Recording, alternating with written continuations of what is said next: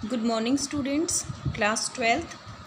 आज हम आपके फर्स्ट चैप्टर का सेकंड पार्ट करने जा रहे हैं। फर्स्ट चैप्टर आपका था पॉलिटिकल साइंस। राष्ट्र निर्माण के सामने जो जो चुनौतियां थीं, भारत आज़ाद हो गया था 15 अगस्त 1947 को। उसके बाद जो एक राष्ट्र के निर्माण के सामने जो भी हमारे सामने चुनौतियाँ आई थी उनके बारे में हम देखते हैं। रजवाड़ों का विलय। ब्रिटिश इंडिया दो हिस्सों में था। एक हिस्से से ब्रिटिश प्रभुत्व वाले भारतीय प्रांत थे, तो दूसरे हिस्से में देसी रजवाड़े थे। ठीक है, जो भारत था वो दो पार्ट्स में था। दो पार्ट्स कौन से थे? जहाँ पर एक तो डोमिनेंट उसमें ब्रिटिश भारत था, ठीक है, और दूसरी ओर जो भारत के प्रांत थे जिन्हें देसी रजवाड़े बोला गया था, जहाँ राजा महाराजा राज करते थे। ब्रिटिश प्रभुत्व वाले भारतीय प्रांत पर अंग्रेजी सरकार का सीधा नियंत्रण था।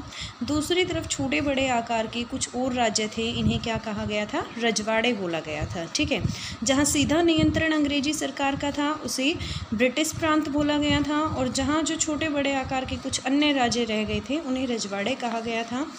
रजवाड़ों पर राजाओं का शासन था, राजा राज करते थे।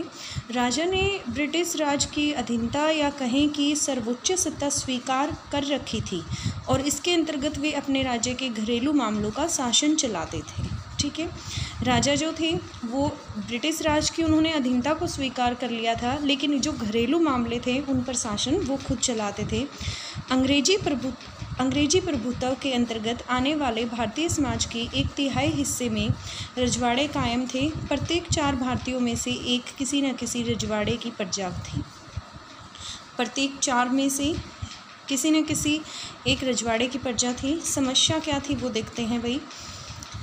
आज़ादी के तुरंत पहले अंग्रेजी शासन ने घोषणा की कि भारत पर ब्रिटिश प्रभुत्व के साथ ही रजवाड़े भी ब्रिटिश अधीनता से आज़ाद हो जाएंगे। इसका मतलब यह है कि सभी रजवाड़ों की संख्या उस टाइम पे कितनी थी? 565 थी। ब्रिटिश राज्य की समाप्ति के साथ ही कानूनी तौर पर आज़ाद हो जाएंगे। अंग्रेजी राज का नज़रिया यह था कि रजवाड़े अपनी मर्जी से चाहें तो भारत या पाकिस्तान में शामिल हो जाएं या फिर अपना स्वतंत्र अस्तित्व बनाए रखें। हम ये कह सकते हैं कि जो ब्रिटिश गवर्नमेंट ने हमें आज़ादी दी थी उसने हमारे पूरे भारत को बिखेर कर रख दिया था। ठीक है, उन्होंने अपने शासन से मतलब मुक्त कर दिया। जो उनके अधीनता हमने स्वीकार कर रखी थी, हमें स्वतंत्रता प्रदान की, लेकिन उसके साथ ही उन्होंने ये बोल दिया था कि हम तुम्हें अपनी अधीनता से मुक्त करते हैं, लेकिन यदि तुम चाहते हो तो तुम पाकिस्तान में भी मिल सकते हो। मतलब चाहे तुम हिंदुस्तान का पार्ट बनो या तुम पाकिस्तान का पार्ट बनो, चॉइस तुम्हारी है।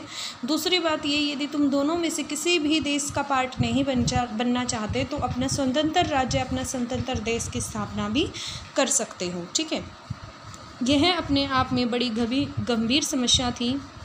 इससे अखंड भारत के अस्तित्व पर खतरा मंडरा रहा था। देखिए 565 रियासतें थी। ठीक है, 565 रियासतें यदि अलग अलग अपना अस्तित्व बनाने लग जाएं तो इतनी छोटी छोटी कंट्रीज़ के अंदर मतलब पूरा भारत जो इतना बड़ा विशाल देश था वो डिवाइड हो जाएगा, और यह जो भारत की अखंडता थी उसके लिए सबसे बड़ा खतरा था, सबसे बड़ी समस्या थी। ठीक है, ये आप मैप देखिए। विभाजन के पहले और बाद में ये यहाँ पर दिखाता है ब्रिटिश शासन। जो येलो कलर है वो ब्रिटिश भारत था, और जो ब्लू कलर है वो रियासतें या रजवाड़े थे। यहाँ पर आप देख सकते हैं जैसे जम्मू एंड कश्मीर, राजपूताना, अजमेर, मेवाड़, ठीक है, ये सारे रजवाड़े थे। गुजरात, ग्वालियर, ये आपको इतना एरिया यहाँ पर दिखा रखा है। ठीक है, त्रिपुरा था, मणिपुर था, कूच बिहार था, ठीक है, खासी स्टेटस जो मतलब पहाड़ियाँ वगैरह थी, हैदराबाद था। ठीक है, ऐसे ही आपको मैसूर दिखा रखा है। ये सारे के सारे देसी, मद्रास प्रांत के बारे में दिखा रखा है आपको। ठीक है, ये सारे के सारे देसी रजवाड़े थे, और बाकी की यदि हम बात करें तो वो ब्रिटिश शासन के अधीन था। जो येलो पार्ट था वो सारा का सारा ब्रिटिश शासन के अधीन था। फिर देखिए उसके बाद कहता है समस्या ने जल्दी ही तेवर दिखाने शुरू कर दिए। जैसे ही भारत आज़ाद हुआ तो ये समस्या जो थी इसने अपने तेवर दिखाने स्टार्ट कर दिए। सबसे पहले त्रावणकोर के राजा ने अपने राज्य को आज़ाद रखने की घोषणा की। अगले दिन हैदराबाद के निजाम थे, उन्होंने भी ऐसी ही घोषणा की कि हम आज़ाद हो गए हैं।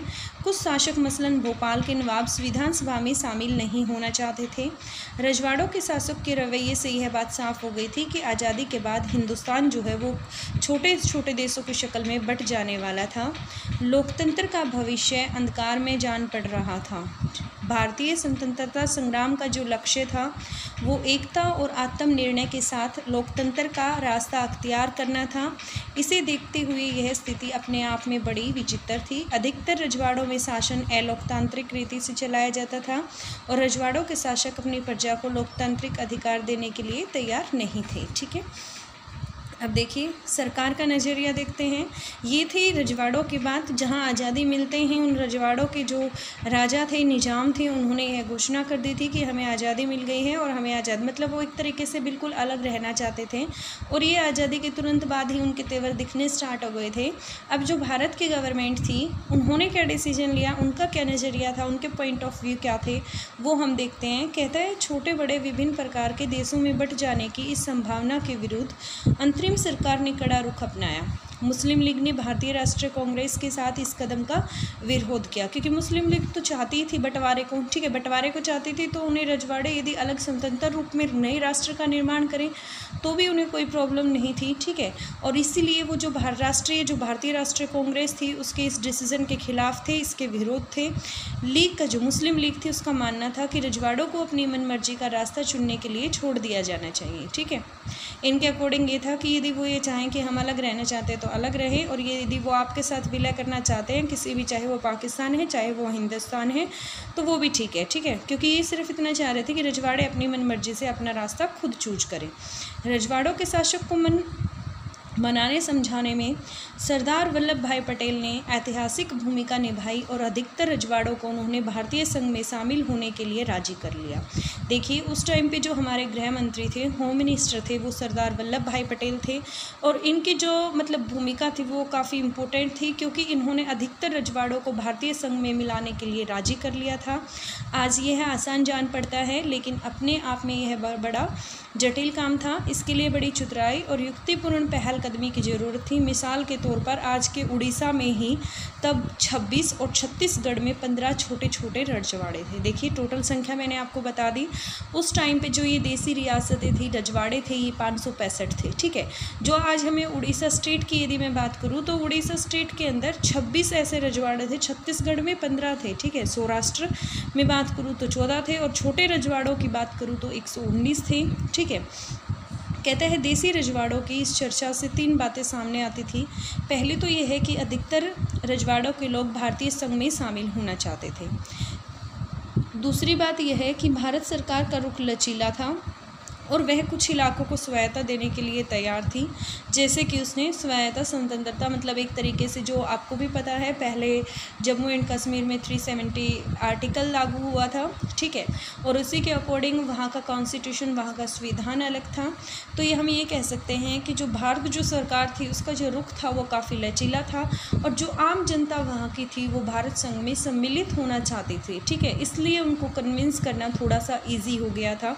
उनके शासक नहीं चाहते थे कि उनको लोकतंत्र का मतलब लोगों की सुनी जाए, लोकतंत्र मतलब यहाँ आए, वो वहाँ के शासक नहीं चाहते थे। बट वहाँ की जो आवाम थी, वहाँ की जो जनता थी, वो चाहती थी कि वो भारत के अंदर सम्मिलित हों, अलग ना हो।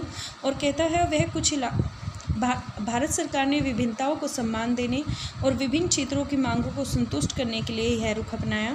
तीसरी बात थी विभाजन की पृष्ठभूमि में विभिन्न इलाकों के सीमांकन के सवाल पर खींचतान जोर पकड़ रही थी, और ऐसे में देश की क्षेत्रीय अखंडता, एकता का सवाल सबसे ज़्यादा अहम हो उठा था। शांतिपूर्ण बातचीत के जरिए लगभग सभी रजवाड़े, जिनकी सीमाएं आज़ाद हिंदुस्तान की नई सीमाओं से मिलती थी, 15 अगस्त 1947 से पहले ही भारतीय संघ में शामिल हो गए थे। अधिकतर रजवाड़े मिला लिए गए थे। जब हमें स्वतंत्रता मिली उसी टाइम पे इन्हें मिला लिया गया था। कहता है अधिकतर रजवाड़ों के शासकों ने भारतीय संघ में अपने विलय के एक सहमति पत्र पर हस्ताक्षर किए। इस सहमति पत्र को इंस्ट्रूमेंट ऑफ एक्शन कहा जाता है। इस पर हस्ताक्षर का अर्थ था कि रजवाड़े भारतीय संघ का अंग बनने के लिए सहमत हैं। जूनागढ़, हैदराबाद, कश्मीर और मणिपुर की रियासतों का विलय बाकियों की तुलना में थोड़ा कठिन साबित हुआ। इस अध्याय में हम हैदराबाद और मणिपुर की रियासतों के विलय के मामले पर गौर करेंगे। कश्मीर के विलय के बारे में आप अध्याय 8 में पढ़ेंगे। यहाँ पर जो हम स्टोरी पढ़ेंगे वो हैदराबाद रियासत और मणिपुर से जो संबंधित है उसका अध्ययन करेंगे। अब देखिए ये मैं आपको पिक्चर दिखा देती हूँ। ये सरदार वल्लभ भाई पटेल, सरदार वल्लभ भाई पटेल के साथ ये हैदराबाद के निज़ाम थे, ठीक है, उनके साथ ये इनकी पिक्चर है। अब देखिए, हैदराबाद रियासत बहुत बड़ी थी। यह रियासत चारों तरफ से हिंदुस्तानी इलाकों से घिरी हुई थी। पुराने हैदराबाद के कुछ हिस्से आज के महाराष्ट्र तथा कर्नाटक में हैं, बाकी हिस्से आंध्र प्रदेश में हैं, ठीक है। कुछ हिस्से देखिए, 3 स्टेट हैं, महाराष्ट्र, महाराष्ट्र से नीचे कर्नाटक है और उसी के साथ लगता हुआ आंध्र प्रदेश है। इतना एरिया हैदराबाद रियासत के अंदर आता था। हैदराबाद के शासक को निजाम कहा जाता था। ये मैंने आपको पिक्चर में दिखाया था, जो हैदराबाद के निजाम थे, ठीक है। और ये कहता है वह दुनिया के सबसे दौलतमंद लोगों में शुमार किया जाता था। निजाम चाहता था कि हैदराबाद की रियासत को आज़ाद रियासत का दर्जा दिया जाए। निजाम ने सन 1947 के नवंबर में भारत के साथ यथास्थिति बहाल रखने का एक समझौता किया। यह समझौता 1 साल के लिए था। इस बीच भारत सरकार से हैदराबाद के निजाम की बातचीत जारी रही थी। इसी दौरान हैदराबाद की रियासत के लोगों के बीच निजाम के शासन के खिलाफ एक आंदोलन ने जोर पकड़ लिया, ठीक है। जो ये 1 ईयर का मतलब जो समझौता हुआ था, इसी ड्यूरेशन में जब भारत की जो बातचीत है वो वहाँ निजाम के साथ जारी थी, उसी टाइम पे जो वहाँ के लोग थे वो एक आंदोलन के जरिए उस निजाम के शासन के खिलाफ हो गए थे। तेलंगाना इलाके के किसान निजाम के दमनकारी शासन से ख़ास तौर पर दुखी थे, ठीक है। आज के टाइम पे तो तेलंगाना अलग से स्टेट बन गया है। जो तेलंगाना जो क्षेत्र था, वहाँ पे जो किसान वर्कर थे वो सारे के सारे, जो ये निजाम था, इसकी जो नीतियाँ थी, इससे खुश नहीं थे और काफ़ी वे दुखी थे। वे निजाम के खिलाफ उठ खड़े हुए थे। महिलाएँ निजाम के शासन में सबसे ज़्यादा जुल्म का शिकार हुई थी। महिलाएँ भी बड़ी संख्या में इस आंदोलन से आ जुड़ी थी। देखिए, किसान जो थे वो भी निजाम के खिलाफ थे, जो वहाँ की महिलाएं थी वो भी निजाम के खिलाफ हो गई थी। हैदराबाद शहर इस आंदोलन का गढ़ बन गया था। कम्युनिस्ट और हैदराबाद कांग्रेस इस आंदोलन की अग्रिम पंक्ति में थे। आंदोलन को देख निजाम ने लोगों के खिलाफ एक अर्धसैनिक बल रवाना कर दिया। इसे रजाकार कहा जाता है। रजाकार अव्वल दर्जे के सांप्रदायिक और अत्याचारी थे, ठीक है। धर्म के आधार पर जो अत्याचार किए जाते हैं उन्हें सांप्रदायिक बोला गया है। रजाकारों ने जो गैर मुसलमानों को ख़ास तौर पर अपना निशाना बनाया, ठीक है। जो रजाकार थे वो किसको निशाना बना रहे थे? जो मुसलमान रिलीजन से बिलोंग नहीं करते थे, जो मुस्लिम रिलीजन से बिलोंग नहीं करते थे, जिनका संबंध मुस्लिम धर्म से नहीं था, उनके ऊपर वो ख़ास तौर पे अपना निशाना बना रहे थे, उन पर अत्याचार कर रहे थे। रजाकारों ने लूट मचाई और हत्या तथा बलात्कार पर उतारू हो गई। 1948 के सितंबर में भारतीय सेना निजाम के सैनिकों पर काबू पाने के लिए हैदराबाद आ पहुंची। 1948 में ऐसा हुआ कि जब हमारी भारत सरकार ने इंटरफेयर किया और जो वहां पर अत्याचार, बलात्कार, लूटपाट हो रही थी, उसके खिलाफ उन्होंने सैनिकों पर काबू पाने के लिए पहुंच गई। कुछ रोज़ तक रुक कर लड़ाई चलती रही। इसके बाद निजाम ने आत्मसमर्पण कर दिया, सरेंडर कर दिया। निजाम के आत्मसमर्पण के साथ हैदराबाद भारत में विलय हो गया, ठीक है। अब मणिपुर का देखते हैं भाई। कहता है आज़ादी के चंद रोज पहले मणिपुर के राजा कौन थे? बोध चंद्र सिंह ने भारत सरकार के साथ भारतीय संघ में अपनी रियासत के विलय के एक सहमति पत्र पर हस्ताक्षर कर दिए थे। इसकी एवज में उन्होंने यह आश्वासन दिया था कि मणिपुर की आंतरिक स्वायत्ता बरकरार रहेगी, ठीक है। वो क्या चाहते थे? जो उसकी इंटरनल फ्रीडम है वो एज इट इज़ रहे। जनमत के दबाव में महाराजा ने 1948 के जून में चुनाव करवाया और इस चुनाव के फलस्वरूप मणिपुर की रियासत में संवैधानिक राजतंत्र कायम हो गया। मणिपुर भारत का पहला भाग है जहां सार्वभौमिक व मताधिकार के सिद्धांत को अपनाकर चुनाव किया गया था। कहता है मणिपुर की विधानसभा में भारत में विलय के सवाल पर गहरे मतभेद थे। मणिपुर की कांग्रेस चाहती थी, जो वहाँ की कांग्रेस पार्टी थी, कि इस रियासत को भारत में मिला दिया जाए, जबकि दूसरी राजनीतिक पार्टियां भी इसके खिलाफ थी। मणिपुर की निर्वाचित विधानसभा से परामर्श नहीं किया गया। उससे परामर्श किए बिना बगैर भारत सरकार ने महाराजा पर दबाव डाला कि वे भारत संघ में शामिल होने के लिए समझौते पर हस्ताक्षर कर दें। भारत को इसमें सफलता मिली। मणिपुर इस कदम को लेकर लोगों में क्रोध और नाराज़गी के भाव पैदा हुए। इसका असर आज तक देखा जा सकता है, ठीक है। यहाँ पे क्या किया गया? जो वहाँ पे विधानसभा बनी थी उसमें जो कांग्रेस पार्टी थी वो ये चाहती थी कि मणिपुर भारत में सम्मिलित हो जाए, बट जो वहाँ के दूसरे गैर कांग्रेसी थे वो नहीं चाहते थे। और जो भारत संघ था, भारत की सरकार ने मतलब वहाँ के महाराजा की बिना अनुमति की, बिना परामर्श किए उस पर प्रेशर डाला कि आप भारत के अंदर सम्मिलित हो जाएं, ठीक है। और इससे वहाँ के जो लोग थे उनमें नाराज़गी और क्रोध की भाव पैदा हो गए थे। राज्यों का पुनर्गठन देखते हैं।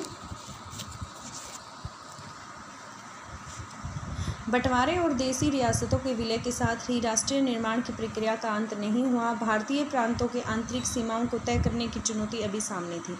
देखिए, अभी हमने जितने भी देसी रियासतें थे, ठीक है, सभी को भारत के अंदर सम्मिलित कर लिया था। सभी को किसी न किसी तरीके से बाय हुक और बाय क्रुक, किसी न किसी, जो भी हमने उन पे मेथड अपनाया, किसी को समझाया, किसी को कन्विंस किया, किसी को डायरेक्ट अटैक करवा के, जैसे हैदराबाद पे हमारी सेना ने अटैक कर दिया था 1948 में, ऐसे करके उनको सम्मिलित कर लिया गया था। लेकिन अब यहाँ पे जो मतलब सिचुएशन क्रिएट होती थी वो होती थी कि उनकी इंटरनल बाउंड्रीज, आंतरिक सीमाओं को किस तरीके से तय किया जाए।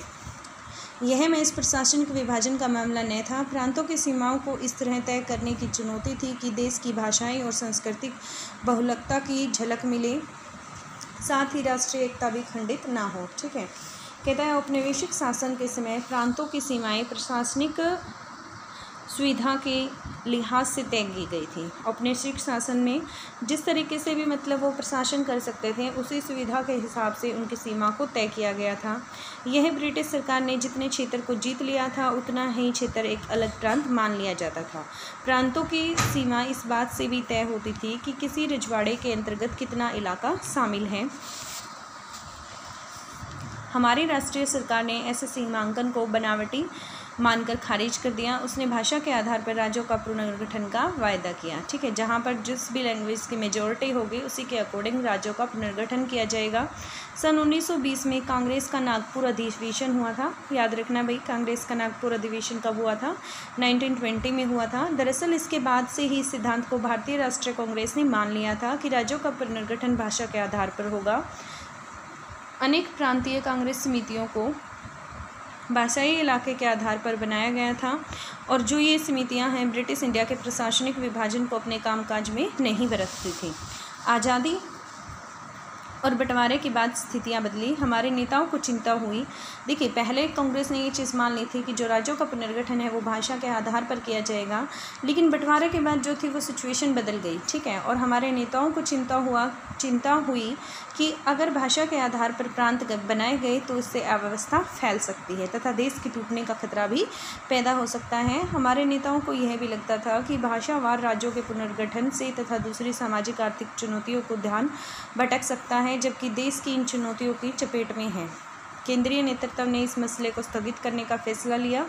रजवाड़ों का मसला अभी तक हल नहीं हुआ था कि बंटवारे की यादें अभी ताज़ा थी। देखिए, जब आज़ादी मिली तो हमारे सामने ये जो सीमांकन कौन सा राज्य की जो सीमा है वो कितनी होगी, ये भी हमारे सामने एक प्रॉब्लम थी। लेकिन जो सेंट्रल गवर्नमेंट थी हमारी, उन्होंने इस मामले को अभी स्थगित करने के लिए कहा। क्यों कहा? क्योंकि अभी जो मतलब हमारा बंटवारा हुआ था, पार्टीशन हुआ था, उसे ही हम झेलने लग रहे थे, और अभी हमने रजवाड़ों को भी मतलब शामिल किया था, लेकिन समस्या हल नहीं हुई थी, इसलिए इस चीज़ को स्थगित कर दिया गया। केंद्रीय नेतृत्व के इस फैसले को स्थानीय नेताओं और लोगों ने चुनौती दी। पुराने मद्रास प्रांत की तेलुगु भाषी क्षेत्रों में विरोध भड़क गया, ठीक है। जो तेलुगु भाषी क्षेत्र थे उनमें विरोध भड़क गया। पुराने मद्रास प्रांत में आज का कौन सा क्षेत्र है? तमिलनाडु और आंध्र प्रदेश शामिल हैं। इसके कुछ हिस्से मौजूदा केरल और कर्नाटक में भी हैं। मद्रास कहाँ तक फैला हुआ था भाई? जो हम मद्रास की यदि हम बात करें तो वो तमिलनाडु और आंध्र प्रदेश का कुछ क्षेत्र था, और जो आज के टाइम पर केरल और कर्नाटक है उसका भी कुछ क्षेत्र था। विशाल आंध्र आंदोलन आंध्र प्रदेश नाम से अलग राज्य बनाने के लिए चलाया गया था। मांग थी कि मद्रास प्रांत के तेलुगु भाषी इलाकों को अलग करके एक नया राज्य आंध्र प्रदेश बनाया जाए। तेलुगु भाषी क्षेत्र की लगभग सारी राजनीतिक शक्तियां मद्रास प्रांत के भाषीय पुनर्गठन के पक्ष में हैं। केंद्र सरकार हाँ या ना की दुविधा में थी। उसकी इस मनोदशा से इस आंदोलन ने जोर पकड़ लिया। कांग्रेस मतलब जो हमारी सेंट्रल गवर्नमेंट थी वो ना हाँ का जवाब दे रही थी और ना का जवाब दे रही थी, वो इस दुविधा में थी। और इसी ड्यूरेशन में मतलब जो ये आंदोलन छिड़ गया था, इसने जोर पकड़ लिया। कांग्रेस के नेता और दिग्गज गांधीवादी पोटी श्री रामुलु अनिश्चितकालीन भूख हड़ताल पर बैठ गए और 56 दिनों की भूख हड़ताल के बाद उनकी मृत्यु हो गई। इससे बड़ी अव्यवस्था फैली और आंध्र प्रदेश में जगह जगह हिंसक घटनाएं होने लगी। लोग बड़ी संख्या में सड़कों पर निकल आए। पुलिस फायरिंग में अनेक लोग घायल हो गए और मारे गए। मद्रास में अनेक विधायकों ने विरोध जताते हुए अपनी सीट से इस्तीफा दे दिया।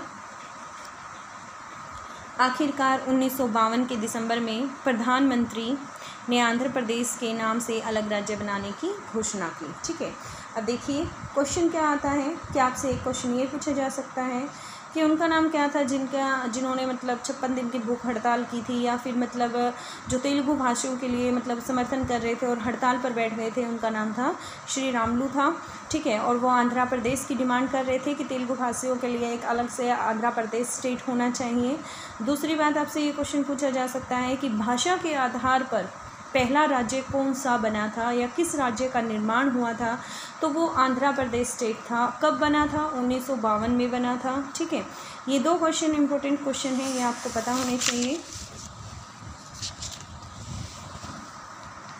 आंध्र प्रदेश के गठन के साथ ही देश के दूसरे हिस्सों में भाषाई आधार पर राज्यों को गठित करने का संघर्ष चल पड़ा। इन संघर्षों के बाध्य होकर केंद्र सरकार ने 1953 में राज्य पुनर्गठन आयोग बनाया गया। देखिए, ऐसी सिचुएशन थी कि अब आंध्र प्रदेश राज्य बन गया था और इसी सिचुएशन में दूसरे हिस्सों में भी भाषाई आधार पर राज्यों को गठित करने के लिए संघर्ष चल पड़ा गया था।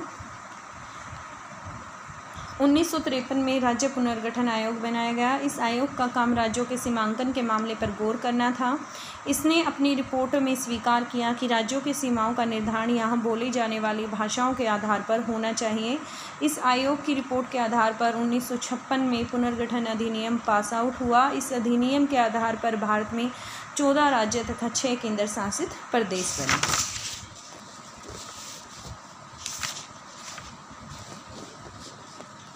आज़ादी के बाद के शुरुआती सालों में एक बड़ी चिंता यह थी कि अलग राज्य बनाने की मांग से देश की एकता पर आँच आएगी। आशंका थी कि नई भाषाई राज्यों में अलगाववाद की भावना पनपेगी और नवनिर्मित भारतीय राष्ट्र पर दबाव पड़ेगा। ठीक है, देखिए, भारत सरकार जो है राज्यों के पुनर्गठन पे मतलब भाषा के आधार पर पुनर्गठन नहीं करना चाहती थी, क्योंकि उन्हें ऐसा लग रहा था कि कहीं यदि हमने भाषा के आधार पर राज्यों का पुनर्गठन किया तो उनमें अलगाव की भावना पैदा हो सकती है और भारत की जो एकता अखंडता की हम बात कर रहे हैं वहाँ पर उस चीज़ पर भी आँच आ सकती है। इसलिए भारत सरकार ये कभी नहीं चाहती थी कि भाषा के आधार पर राज्यों का पुनर्गठन हो। लेकिन जब पुनर्गठन आयोग बनाया गया तो उसके तहत ये डिसाइड किया गया, उसने जो अपने रिपोर्ट प्रस्तुत की उसके अनुसार उन्होंने कहा कि राज्यों का पुनर्गठन भाषा के आधार पर होना चाहिए।